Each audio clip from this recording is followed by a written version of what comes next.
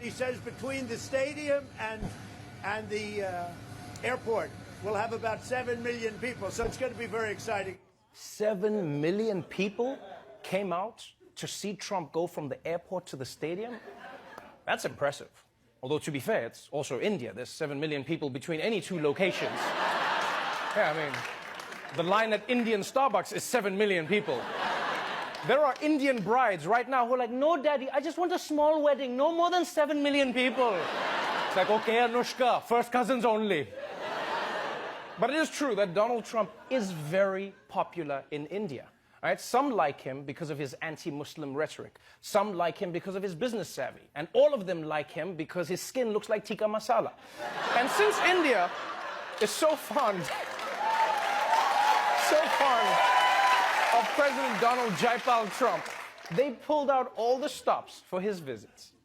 At India's famous Taj Mahal, workers paint, spruce and polish. Roads are renovated.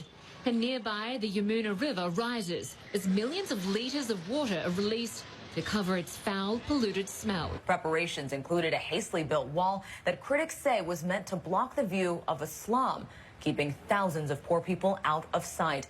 Yeah, India is trying so hard to impress Trump that they're building new roads, cleaning up dams, and even building a wall to hide their slums. And you know Trump's got to love that. He's just like, you see, they built a wall, and I haven't seen a single Mexican. It works, folks. Now, India cleaning its rivers and streets for Trump might seem extreme, but if you think about it, this is basically what guys do whenever a girl says she's coming over, right? Yeah, you make the bed, pick up your clothes, hide all your junk in the closet, then she calls and says she can't make it, and you're like, damn it, so I flushed the toilet for nothing? So clearly, India is trying to give Trump a memorable experience. There was, however, one tiny culture clash that Trump had to deal with. Donald Trump is in India this morning, but he could be forced to go without his favourite meals of burgers and steaks. India's Prime Minister, Narendra Modi, a devout vegetarian, plans not to serve any meat to the president during his visit. One person who's familiar with President Trump's eating habits has told the media they're worried about how he'll cope with the lack of meat, saying, "I have never seen him eat a vegetable."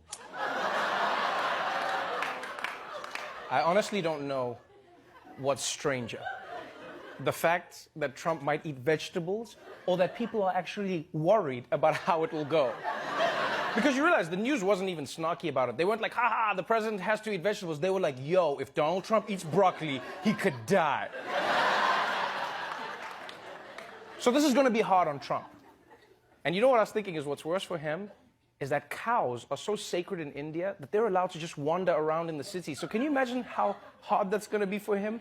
He hasn't eaten beef for 2 days, and then he's just going to start seeing cows in the streets, and he's going to be like, oh my God, I'm hallucinating. All the cows I've eaten have come back to haunt me. I'm sorry, cows. I'm so sorry. So sorry. But I will say I'm impressed because despite the beef issue, Trump is making the best of his India trip. In fact, he even made an effort to show the Indian people how much he respects them by trying to speak their language. And it went about as well as you would think.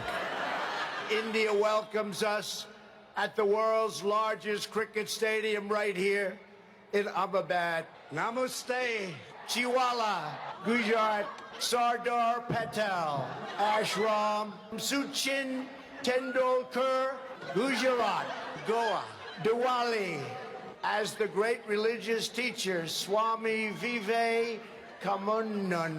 once said.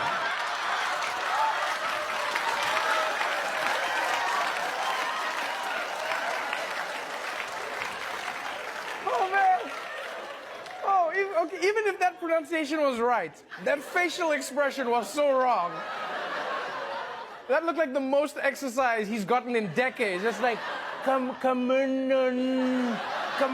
All right, that's my steps for the day. I'm done. Oh, man. Now, this was really interesting. After Trump butchered half the Hindi dictionary, Indian Twitter lost their minds, right?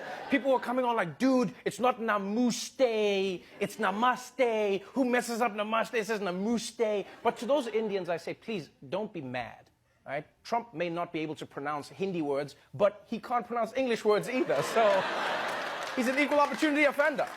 And besides, think about it.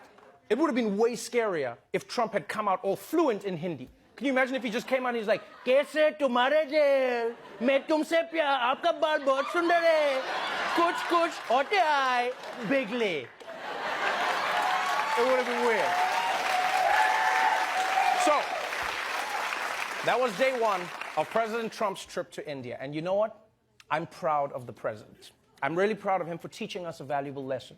And that is no matter how old you are, you can still go to new places, make new friends, and have new mind-blowing experiences like eating a carrot for the first time. And to that I say, namaste.